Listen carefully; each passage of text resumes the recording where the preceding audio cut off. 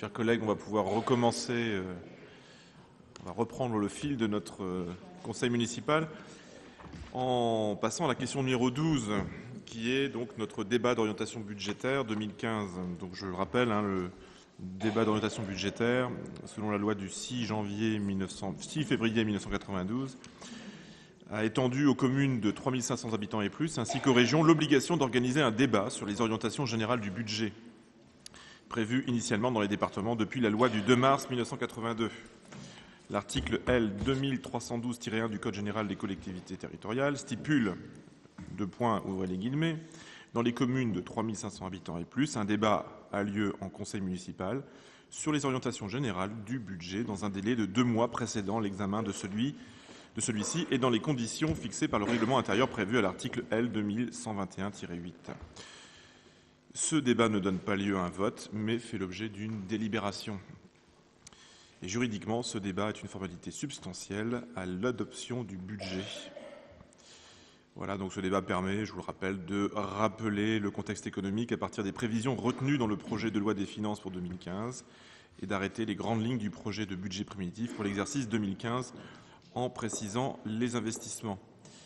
Et pour nous détailler ce débat d'orientation budgétaire, ce document, je laisse la parole à Hervé Lenné, adjoint aux finances.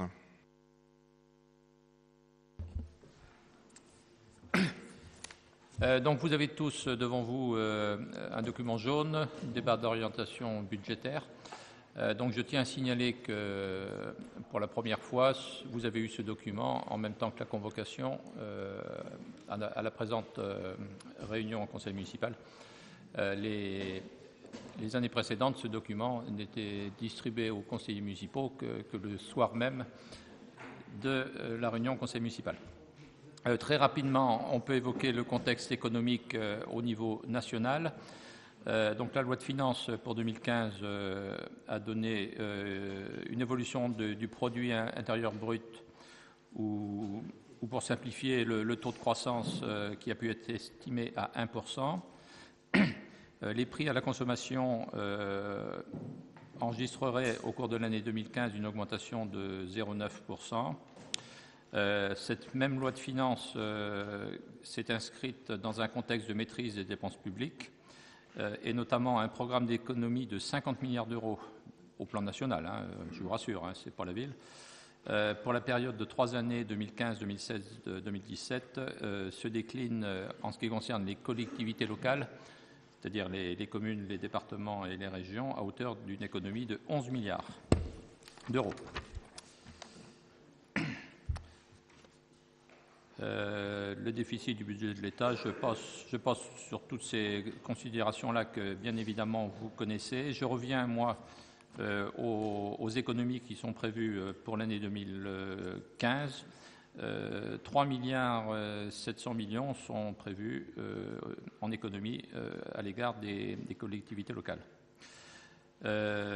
Pour compenser, malgré tout, soyons positifs, pour compenser l'impact de ces économies, l'État a pris des mesures de soutien à l'investissement local en prévoyant d'augmenter d'un tiers la DETR, la dotation d'équipement des territoires ruraux, d'ouvrir un fonds d'aide de 100 millions d'euros pour le logement pour les communes.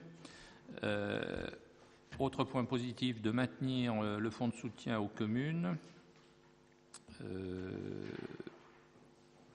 de relever le taux de remboursement de la TVA sur les investissements pour le fonds de compensation de TVA qui est versé aux communes et qui est porté à 16,404%. On peut réaliser une estimation des ressources sans augmenter les impôts. Pour ce faire, il convient d'examiner 3 sources de financement: les dotations, les concours de l'État, la fiscalité et en particulier les taxes directes, qu'elles soient fonciers, bâtis, non bâtis ou taxes d'habitation, et les compensations de la communauté de communes. En ce qui concerne l'actualisation des dotations de concours de l'État, alors là, on peut être pessimiste puisque la contribution des collectivités locales au redressement des finances publiques se traduira sur 3 ans d'une réduction qui pourrait atteindre 11 milliards d'euros. C'est ce qu'on a pu voir tout à l'heure. On a le détail de ces réductions, il y aurait 3 milliards 670 millions en 2015, même somme en 2016, et 3 milliards 660 millions en 2017. La réduction pour l'année 2015 se répartit pour les communes à hauteur d'1 milliard 450 000.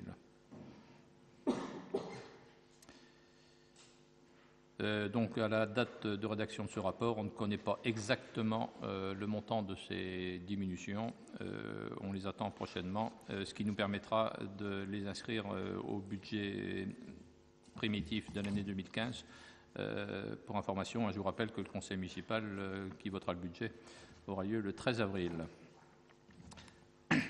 Alors, pour ce qui concerne la ville d'Avranches, et à titre de rappel, on a vu tout à l'heure que les dotations et compensations sont les suivantes. Pour ce qui est de la dotation forfaitaire, elle se situe à 2 614 128 €.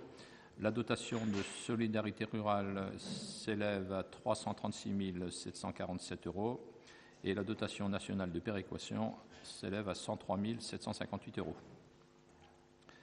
Sont également à prévoir les compensations versées par l'État au titre d'exonération fiscale, compensation au titre de la cotisation foncière des entreprises, 40 668 €, compensation au titre des exonérations de taxes foncières, 20 446 €, compensation au titre de la taxe d'habitation, 274 630 €. Globalement, la diminution des dotations de l'État pour 2015 serait de l'ordre de 205 000 €. Et je vous rappelle qu'il est prévu que la diminution 2016 soit du même ordre, la diminution 2017 soit également de ce même ordre, ce qui ferait sur 3 années une diminution globalisée pour 615 000 €. Donc effectivement, je rejoins ce qui a pu être dit tout à l'heure. Nous avons l'obligation de réduire certaines dépenses du fait notamment de la diminution des dotations de l'État qui, sur les 3 années à venir, va être considérable.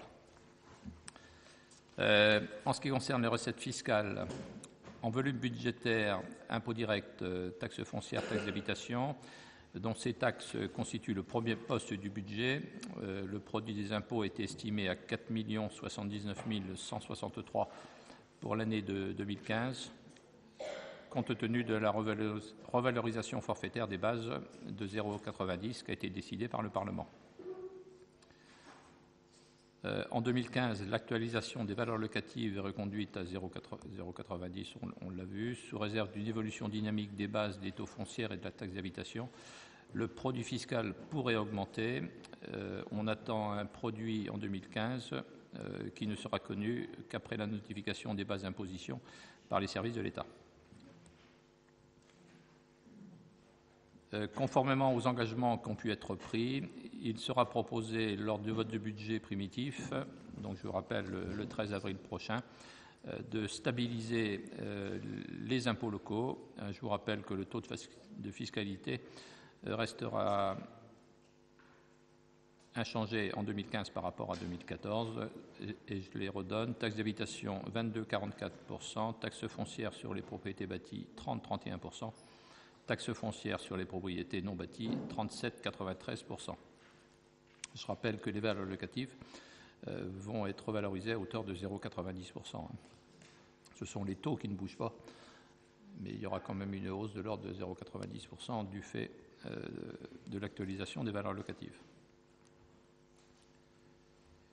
En 2014, le produit de ces 3 taxes a été comptabilisé à hauteur de 4 059 115 €. Donc pour l'instant, on n'est pas en mesure de préciser données financières. Pour l'année 2015, on ne connaît pas le montant des recettes envisageables. Autre recette fiscale dont on a pu parler tout à l'heure, taxe sur l'électricité. Donc là, on proposera au budget une légère diminution jusqu'à un montant de 175 000 €.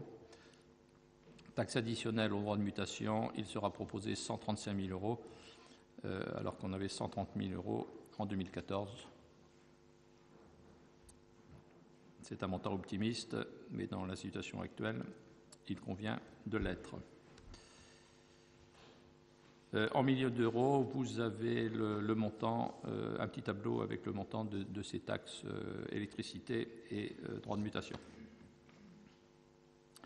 Les compétences de la communauté de communes liées au transfert de compétences. Donc on sait, on l'a dit tout à l'heure, depuis le 1er janvier 2014, des nouvelles compétences ont été transférées à la communauté de communes, à Branche-Mont-Saint-Michel. Il s'agit du tourisme, de l'espace EPN, l'espace numérique, et du CLSH, ce sont le temps d'occupation des vacances scolaires. À titre de rappel, on l'a vu aussi tout à l'heure, la compétence culture était transférée au 1er janvier 2013. Vous avez le tableau suivant, c'est le montant de l'attribution de compensation. Excusez-moi, il y a une erreur. Ça n'est pas de convention, mais c'est attribution de compensation. De 2006 à 2012, l'attribution de compensation était stable. Elle a baissé donc en 2013 du fait du transfert de la compétence culture. Et elle a à nouveau baissé en 2014 du fait du transfert des 3 compétences tourisme, EPN et CLSH. Il y a une deuxième colonne qui réintègre le contingent incendie, parce qu'on l'a vu tout à l'heure, monsieur le Président de la Communauté de communes l'a justement rappelé, le contingent incendie est une nouvelle charge pour la ville, mais effectivement, la même somme est réattribuée au titre de l'attribution de compensation. Les autres recettes qui peuvent également être évaluées, ce sont des recettes diverses, atténuation de charges, produits des services de mise à disposition de personnel et produits de gestion courante. Ce sont des recettes qui sont moins importantes. Cela dit, elles contribuent au budget de la commune. Et là, vous avez un tableau qui reprend 2012, 2013, 2014 et une projection sur 2015. Vous pouvez constater une prévision en baisse pour ces 3 postes de recettes. En ce qui concerne les dépenses, donc il est prévu une maîtrise des dépenses de fonctionnement, toujours dans le même but, le but de préserver l'investissement. Donc on prévoit une stabilité des 2 principaux postes de dépenses. On a évoqué tout à l'heure le 012, charge de personnel. Donc de 6 130 000 en 2014, il est prévu 6 135 000 en 2015. Les charges de gestion qui étaient à 2 075 000 resteraient en budget à 2 075 000 également. On revient sur les charges de personnel qui constituent le premier poste de dépense en réalisé 2014. Pour 2015, il faut prendre en compte diverses mesures, notamment réglementaires. On aura une augmentation du point d'indice de la catégorie C à partir du 1er janvier. On aura une augmentation des taux de cotisation de caisse de retraite. On aura par contre des départs en retraite qui ne seront pas totalement compensés par des recrutements. Là, on veillera, monsieur le maire l'a dit, on veillera à ne pas remplacer la totalité des départs. Les élections départementales nécessiteront une facture de travail. Le tableau suivant reprend la rétrospective des charges de personnel depuis 2012. Donc en 2012, on avait 6 millions, donc c'est en milliers d'euros, 6 277 000. En 2013, une somme légèrement inférieure. En 2014, une somme légèrement inférieure. Malheureusement, et dans un budget, il vaut mieux maximaliser les dépenses. On prévoit au chapitre 12 une charge de personnel de l'ordre de 6 135 000. Depuis fin 2014, quelques recrutements ont été effectués. On a vu tout à l'heure un poste de DRH, un poste d'attaché de conservation du patrimoine, un poste d'agent du récollement, 3 fonctionnaires au service technique et 6 contrats d'avenir. Plusieurs départs sont déjà actés. Départ en retraite pour 6 agents qui auront lieu au cours de l'année. et information, la directrice de la culture a fait part de sa démission à compter du 1er avril 2015. Par contre, il y a des sujets qui ne sont pas maîtrisables, ce sont les arrêts et les reclassements à titre médical.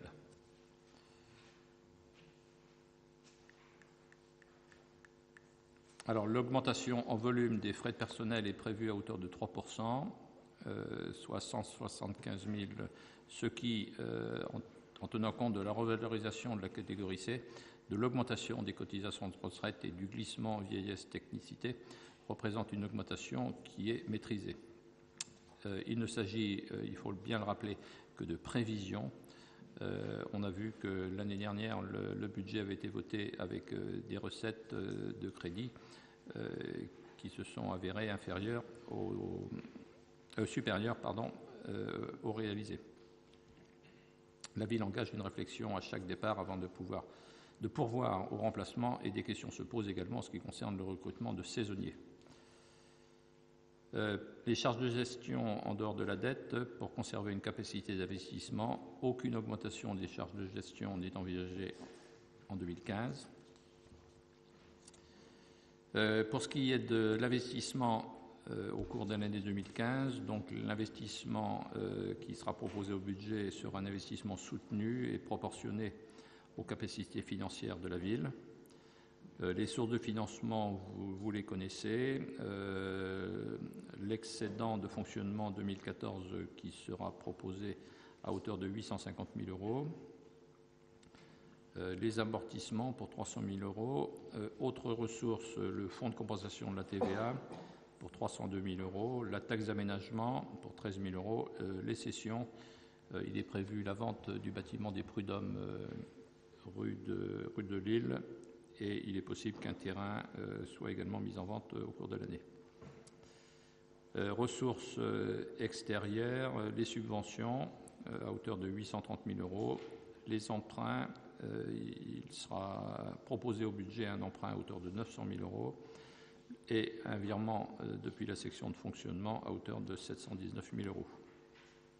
En ajoutant les restes à réaliser, on aura en budget un total de recettes de l'ordre de 5 114 000 euros. Je rappelle, il est important de préciser que ces chiffres sont donnés à titre indicatif et pourront bien sûr être modifiés lors du vote du budget. Donc on reprend les chiffres qui ont été indiqués tout à l'heure. Certains sont stables, certains sont à la baisse, d'autres à la hausse. Concernant le résultat de fonctionnement de l'année 2014, je vous rappelle qu'il était de 2 229 924 euros 1 centime, alors qu'il était de 2 189 481 48 centimes en 2013. Vous avez des ratios qui sont d'analyse financière qui sont indiqués ici. L'emprunt qui serait inscrit au budget serait d'un montant de 900 000 euros. Je vous rappelle que l'an dernier, dans le budget, il avait été prévu un emprunt de l'ordre d'1 500 000. En 2014, sur cette autorisation d'emprunt d'1 500 000, un contrat de 950 000 a été conclu le 9 décembre auprès de la Banque Postale, alors sur un taux exceptionnellement bas de 1,86%. Là, il y a eu un appel d'offres qui a été réalisé auprès de différentes banques. Et je pourrais le rappeler tout à l'heure, mais je félicite d'avance, moi, la responsable du service des finances qui a réussi auprès des banques à avoir un taux de 1,86%. Ça a été une négociation que moi, étant dans la négociation immobilière, je ne suis pas sûr d'être capable de réaliser une réussite aussi importante. 1,86, c'est un taux exceptionnel. Évolution de l'encours au 31 décembre. Donc, vous avez l'évolution de l'encours de la dette au 31 décembre de l'année 2012, de l'année 2013 et de l'année 2014. Donc cet encours est en baisse régulière. Le remboursement des prêts en 2014 porte sur un montant de l'ordre de 977 500. Et on peut penser en 2015 que l'annuité serait de l'ordre de 981 000.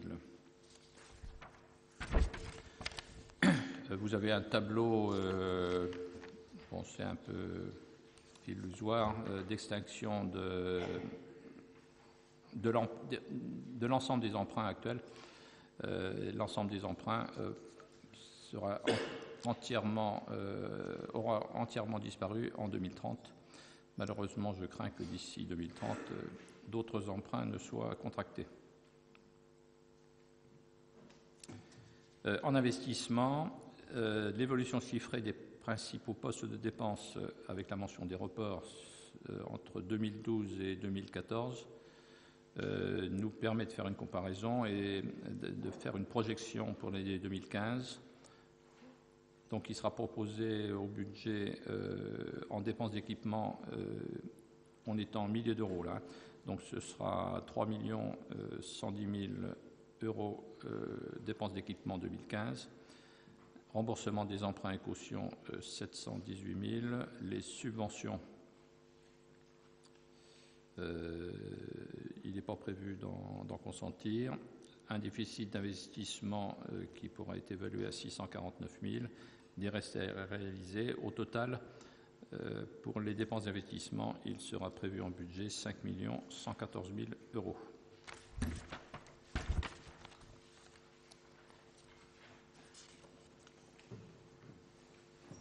Les orientations budgétaires. Alors, les orientations budgétaires, vous les avez entendues lors de la cérémonie des vœux. Et je me permets, si vous voulez bien, les reprendre. Avranches, ville verte et durable, réalisation d'un diagnostic énergétique des bâtiments en vue de réaliser des économies, notamment par l'amélioration de l'isolation. Une étude de l'aménagement de l'ancienne usine à gaz, la préparation de l'objectif zéro phyto avec le concours financier de l'ADEME. Au titre du slogan Avranches-Ville valorisant son patrimoine, réalisation d'un audit pour répertorier les spécificités et les recherches architecturales des constructions en centre-ville. On en a parlé tout à l'heure. Restauration des remparts. La deuxième tranche serait réalisée pour la fosse Bray qui donne sur les murs des jardins Bergevin et sur le Pasé Soudeville. Donc ça, c'est une opération qui sera subventionnée par l'État au titre de la DRAC. Avranches, ville du lien social, une priorité au quartier de la Turfaudière sera donnée pour le développement de l'emploi et des services au titre de la politique de la ville. Je vous rappelle que la ville d'Avranches a été retenue pour le quartier de la Turfaudière dans les quartiers défavorisés. Et donc la politique de la ville pourra faire profiter d'aides subséquentes. Également, il est prévu l'aménagement de lieux d'animation sur la place Saint-Gervais, une dépense qui sera subventionnée pour moitié. Avranches, ville intelligence et connectée, il est prévu de réaliser un diagnostic d'accessibilité pour les personnes âgées et les personnes handicapées. Là, il y a des contraintes réglementaires. Il est prévu également un web radio pour les jeunes et il est prévu l'aménagement ou l'arrivée de la fibre optique sur la ville. En outre, des actions en direction du développement culturel avec la poursuite de numérisation des manuscrits, restauration des collections du Fonds ancien, subventionnées à hauteur de quasiment 50%. La ville travaille également avec la DRAC à la mise en place d'un pacte culturel. Le sport s'inscrit également dans les priorités de la ville, notamment au titre des équipements sportifs. Il est prévu la réfection du gymnase de la Chaussonnière, la toiture et le sol, une dépense qui sera subventionnée. Il est prévu également la réfection des vestiaires des tribunes du stade Fenouillère. Donc cette rénovation des vestiaires serait réalisée en deux tranches, une tranche en 2015 et une tranche en 2016. Et des subventions sont actuellement en négociation et seront proposées au budget. Seront reconduits au projet de budget 2015 les enveloppes de crédit qu'on retrouve habituellement, c'est-à-dire les travaux d'aménagement des bâtiments communaux, la voirie. Donc il est prévu une réfection de voirie dans le quartier rue Pierre de Coubertin, rue du Collège, rue Jacques Simon, l'entrée du collège de la Chaussonnière qui est déjà en cours et qui est terminée à moitié. Merci. Il est prévu des dépenses de l'ordre de 18 500 € pour le matériel scolaire, des dépenses pour le renouvellement des matériels et véhicules, des dépenses pour le renouvellement des équipements informatiques, la mise en place d'une borne Wi-Fi au restaurant scolaire et des dépenses pour le mobilier.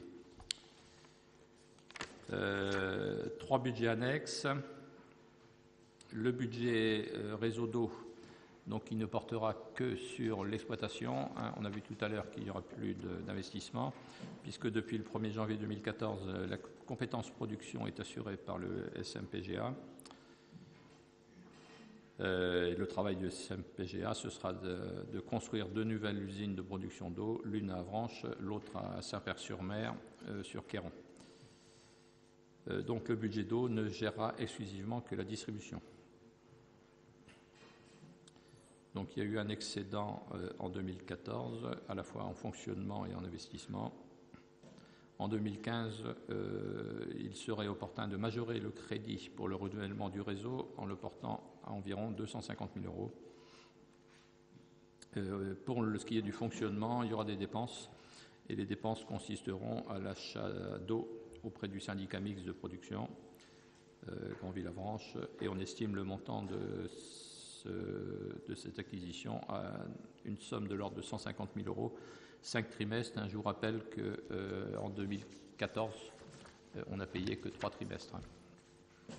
Donc ce 4e trimestre 2014, il faudra bien le payer, et il sera budgété sur l'année 2015.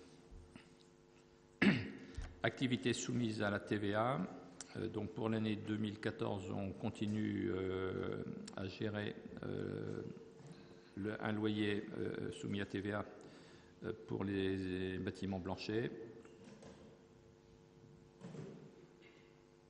Donc on a reçu un premier versement de la compagnie d'assurance. Ce versement est intervenu en 2014.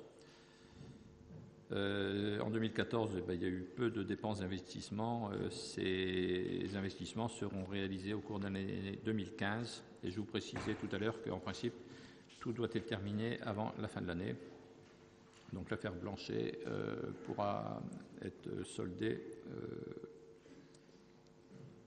d'ici la fin de l'année. Toutes sections confondues, le budget de la TVA est excédentaire. On intègre les excédents 2013 en fonctionnement et les restes à réaliser. En 2015 seront budgétés en recettes le solde de l'indemnité d'assurance.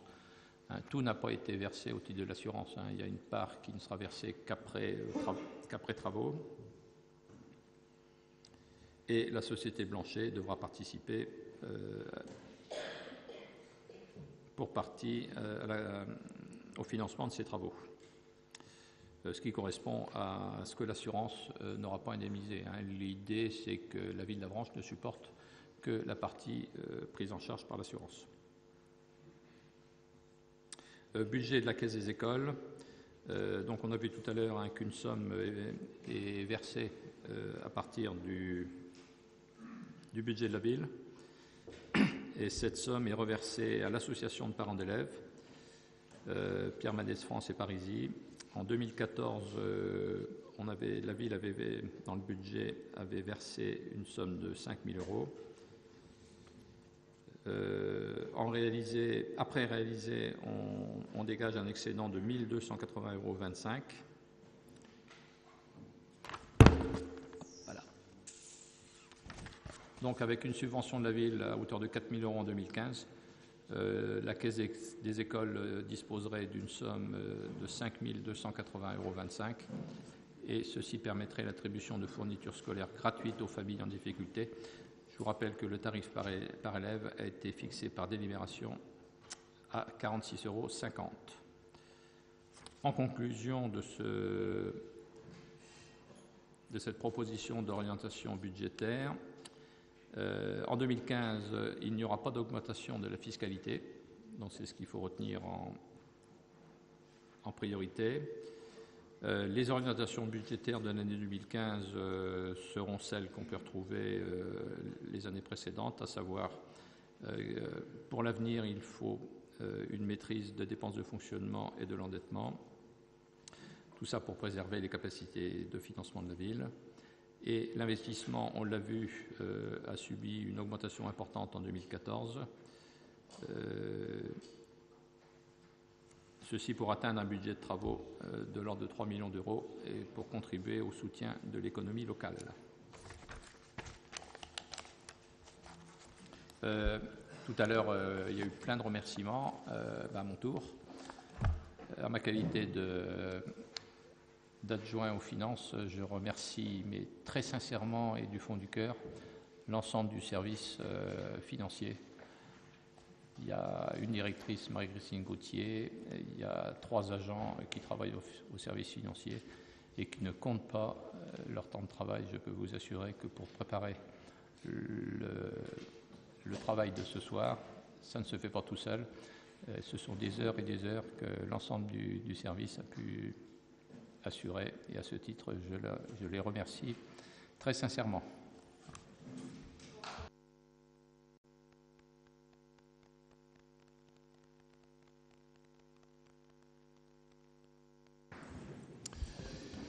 Merci.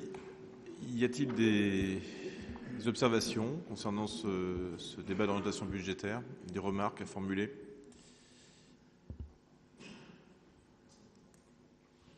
Monsieur Huette. Merci. Les traits saillants du rapport d'orientation budgétaire sont, si j'ai bien suivi, la maîtrise des dépenses de fonctionnement, la priorité donnée aux investissements et ne pas toucher à la fiscalité. Alors, je suis un peu surpris de ces 3 orientations budgétaires compte tenu des critiques nombreuses, variées, excessives qui ont été faites à l'encontre de la gestion précédente qui précisément proposait maîtrise des dépenses de fonctionnement, priorité à l'investissement et ne pas toucher à la fiscalité. On a même fait mieux que ça et je vais y revenir tout à l'heure. Donc des critiques importantes qui ont été faites il y a 1 an maintenant pendant la campagne électorale et 1 an après, on retrouve les mêmes objectifs, les mêmes orientations budgétaires. Il y a de quoi être surpris si la gestion des municipalités précédentes était si mauvaise, si catastrophique, comme je l'ai entendu à de nombreuses reprises, jusqu'au point de nier l'évidence. Et l'évidence qui figure dans les tableaux qui sont présentés par les services et qui sont attestés par le trésorier municipal, c'est la baisse importante de l'endettement entre 2006 et 2013, 1,5 million d'euros de moins d'endettement pour la ville d'Avranches entre 2006 et 2013. Même ça a été nié un temps, même ça, alors que ça figure dans les documents officiels de la ville. Et non seulement nous avons baissé l'endettement, mais nous avons à 2 reprises baissé les impôts, en 2006 et en 2013. Là, et je m'en réjouis, parce que c'est également la philosophie qui est la mienne, je me réjouis qu'il n'y ait pas d'augmentation d'impôts. Depuis 2 ans et demi, il y a déjà suffisamment d'augmentation d'impôts en France, de l'ordre de 80 milliards d'euros de taxes et d'impôts divers qui ont été assénés aux entreprises et aux ménages.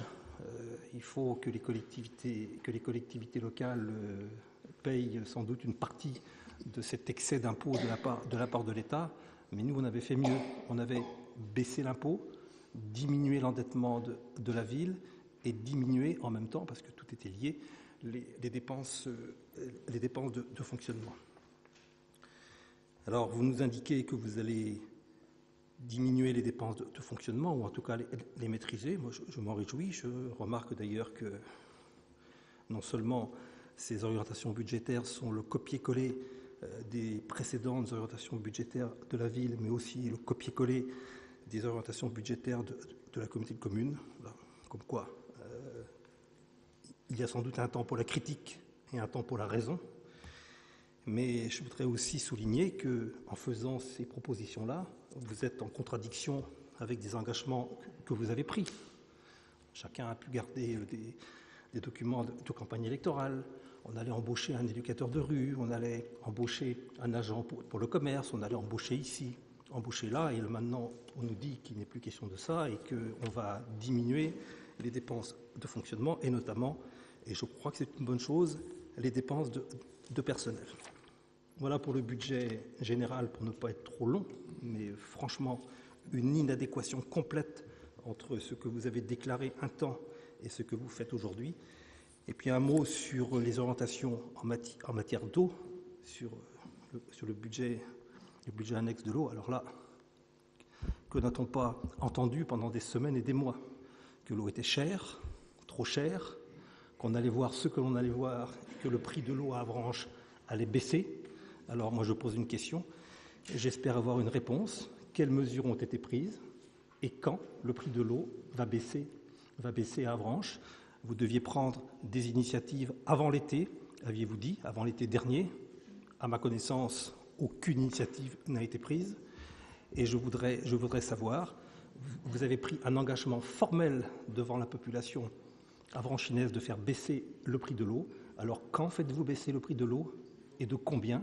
Puisque c'est un engagement que vous aviez pris et vous disiez à l'époque que tout serait fait dans la transparence, dans la sincérité, dans la vérité, enfin bref, sans aucune difficulté. Donc le moment est venu, vous êtes au pied du mur, et sur le prix de l'eau, j'aimerais savoir quelles initiatives vont être prises, et de combien et quand le prix de l'eau va baisser. Alors, ça tombe très très bien que vous abordiez ce sujet, parce qu'on avait prévu justement de la documentation. On a ressorti notre acte de campagne de façon à vous répondre de manière très précise, et c'est Madame Cochat qui va le faire. Alors, je regrette, vous avez... Bon, moi j'ai ramené le tract qui fait foi de notre engagement et c'est exactement ce que nous avons pu dire lors des différentes réunions publiques que nous avons menées pendant la campagne. Donc les propositions que nous avions faites aux Avranchinais, c'est celles que je vous ai répétées déjà tout à l'heure, mais je veux bien le reprendre. C'était la mise en place d'un audit technique et financier afin de se réapproprier le réseau et de faire la transparence sur la tarification du prestataire. Nous y sommes, l'audit est lancé. C'était une renégociation du prix de l'eau avec le prestataire avant fin 2017. Vous m'accorderez que nous ne sommes pas encore en fin 2017 et que nous avons besoin des conclusions de l'audit pour pouvoir renégocier l'eau. Et c'était le choix de la meilleure solution entre une gestion municipale de l'eau et une gestion déléguée à un prestataire privé. Et ça, vous m'accorderez aussi que nous avons le temps. L'arrêt Olivet, c'est pour le 31 décembre 2017. Quant à baisser le prix de l'eau, nous n'avons jamais garanti une baisse du prix de l'eau. Je vais vous dire exactement ce qu'on a dit. Et je vous défie de trouver le contraire dans la presse ou dans les archives que vous pourrez trouver. Nous avons dit exactement ceci. C'était que l'eau était très chère à Avranches. Je vous rappelle que si on décompte l'eau potable sur une facture, donc nous sommes à peu près à 2,8 exactement, 2,74 pour le prix de l'eau potable au mètre cube, alors que la moyenne départementale, qui est légèrement élevée par rapport à la moyenne nationale, est de 2 €. Donc effectivement, le prix de l'eau est cher à Avranches. Nous nous interrogeons pourquoi, et je crois que c'est légitime et ça aurait pu être fait auparavant. Et nous n'avons jamais parlé d'une baisse du prix de l'eau, mais d'un prix juste de l'eau. Non, Monsieur Huette, et je vous défie de trouver le contraire. Jamais de ma bouche, vous n'avez entendu parler d'une baisse d'un prix de l'eau, mais d'un prix juste de l'eau. Monsieur Huette. Vous avez pris l'engagement de faire baisser le prix de l'eau. Non. Un engagement qui a été réitéré à plusieurs reprises pendant la campagne. Moi, je vous interroge. Je n'ai pas eu de réponse à la question que j'ai posée. La question, elle est précise. Vous vous êtes engagé sur une baisse du prix de l'eau jugée considérablement plus élevée que dans d'autres collectivités. Donc moi, je pose la question, je repose la question, et je la poserai autant de fois qu'il sera nécessaire. Quand le prix de l'eau va-t-il baisser et de combien? Où en êtes-vous des négociations avec le délégataire, avec le fermier? Où en êtes-vous au sein du syndicat mixte Avranches-Granville pour le prix de l'eau? Voilà, j'attends, et les Avranchinais aussi attendent des réponses précises, pas simplement des déclarations d'intention, des réponses précises sur un engagement que vous aviez pris et que manifestement vous êtes incapable de tenir et que vous serez incapable de tenir pendant toute la durée du mandat. Très bien, nous ferons le compte déjà à la fin du mandat, quant à l'eau. Donc, je recommence, parce qu'avant, vous n'avez pas compris, sur l'engagement qui a été pris par la campagne. J'ai ici le tract qui a été diffusé avec les engagements que nous n'avons pas cessé de répéter lors des différentes réunions publiques. Donc, Monsieur Huette, vous vous trompez. Nous n'avons jamais annoncé le prix de l'eau. En tout cas, effectivement, l'objectif de retravailler sur le contrat, oui, et je viens de vous le dire, mais je peux vous le répéter, et je vous le répéterai autant de fois que nécessaire. Donc, l'audit est lancé, nous travaillons sur l'eau, il y a une renégociation du contrat. C'est quand même intéressant que maintenant que vous soyez dans l'opposition, vous vous intéressiez particulièrement à ce contrat sur l'eau. Parce que comme je vous le disais tout à l'heure, l'héritage est très très compliqué pour nous. Alors on pourrait prendre du temps ici, mais on pourra le faire à un autre moment. Donc je vous invite à venir me rencontrer si vous voulez à mon bureau. On pourrait détricoter certains points du contrat. Je pourrais parler par exemple du rendement qui va nous coûter très cher et qui n'est pas bon pour Avranches et qu'il aurait fallu s'inquiéter auparavant. Mais je crois que là, si on commence à partir sur l'eau, ça pourrait être très très long. Je suis pas sûre que ce soit le sujet, mais en tout cas, on pourra en discuter avec plaisir et j'aurai l'occasion de m'exprimer auprès des Avranchinais. Monsieur Huette. C'est le sujet, puisqu'on est dans un débat d'orientation budgétaire, que dans ce débat, ne vous en déplaise, il y a le budget annexe de l'eau. Donc moi, je vous redis les engagements que vous avez pris, des engagements que manifestement, vous n'êtes pas capable de tenir, et je vous repose la question de savoir quand vous allez respecter l'engagement que vous avez pris et réitéré de baisser le prix de l'eau. C'est trop facile de dire à un moment en campagne électorale que l'eau est trop chère et qu'on va en baisser le prix, et un an après, toujours rien n'est fait. Voilà. Alors, est-ce que vous êtes capable de nous dire ce soir, de nous donner un calendrier, un échéancier qui nous permettrait d'y voir un peu plus clair et peut-être de voir que il y a une réelle volonté et pas simplement une promesse démagogique, voire un mensonge qui a été proféré pendant la campagne électorale. Alors, c'est intéressant que vous rameniez, comme il y a un an, le mot mensonge. C'est très très bien. Vous gardez la même rhétorique, la même dialectique, donc c'est très bien. Je donne la parole à Madame Cochat. Alors, je vous autoriserai à parler de mensonges en 2020. Donc là, le calendrier, je vais vous le donner. Ouais, il est très clair. Donc, je viens de vous dire qu'il y avait un audit. On attend les conclusions de l'audit pour la fin de l'année 2015. Ce sera même un peu avant, mais je prends une petite marge. Et je vous rappelle le tract de campagne, notre engagement de campagne. Avec l'arrêt Olivet, c'est le 31 décembre 2017. Nous renégocierons le contrat, évidemment, quand légalement nous en aurons le droit. Mais sachez bien qu'on y travaille pour l'instant. C'est bien pour ça qu'il y a un audit qui est lancé avec le cabinet Artelia. Donc, j'en conclus que le prix de l'eau baissera en 2017. Moi, je peux vous garantir, et c'est une promesse que je vous fais, comme je le fais aux Avranchinais, il y aura un prix juste de l'eau. C'est exactement ce que nous avions promis pendant la campagne. À aucun moment, Monsieur Huette, nous n'avons promis une baisse de l'eau. Si. Évidemment, nous l'envisagerons puisque nous la trouvons trop chère. Mais je vous rappelle que c'est un prix juste. Je pense que je vais vous offrir dédicacé à la fin du conseil municipal mon tract de campagne. Non. Gardez votre dédicace, madame, mais... En tout cas, moi j'attends toujours la réponse et je souhaite savoir, dès que possible, de quelle manière le prix de l'eau va baisser, à quelle échéance et de combien. C'est un engagement que vous avez pris, il faut le respecter. Merci Monsieur Huette. Monsieur Ferreira. Oui, Monsieur Huette, je vois que visiblement vous n'appréciez pas les mensonges, vous avez l'air de dire que nous mentons. Donc, ce qui serait intéressant, c'est que pour les Avranchinais qui vont écouter ce conseil municipal, vous dites que nous avons promis une baisse du prix de l'eau.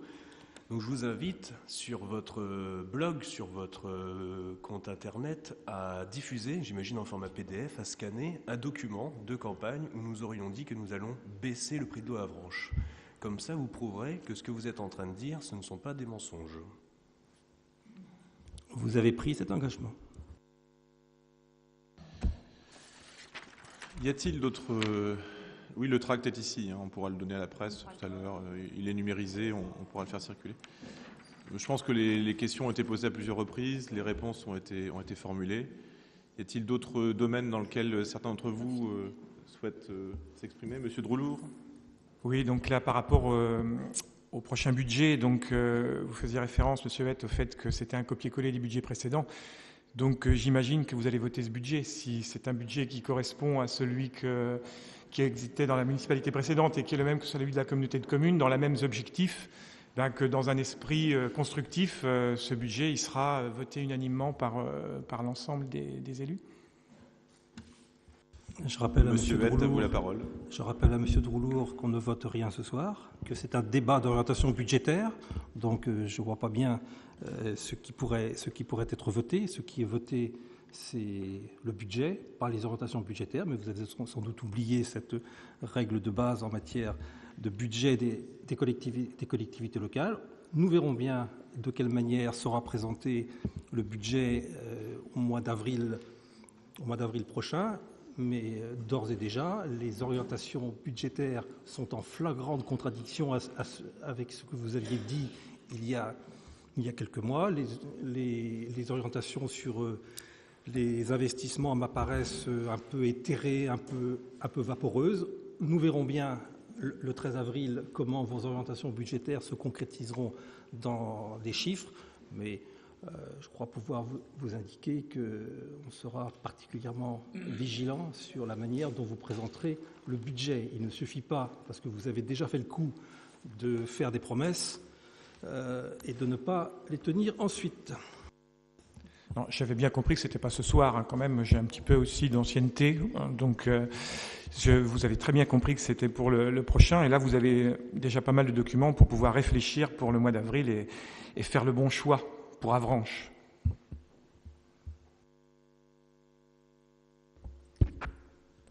Roland Carreau.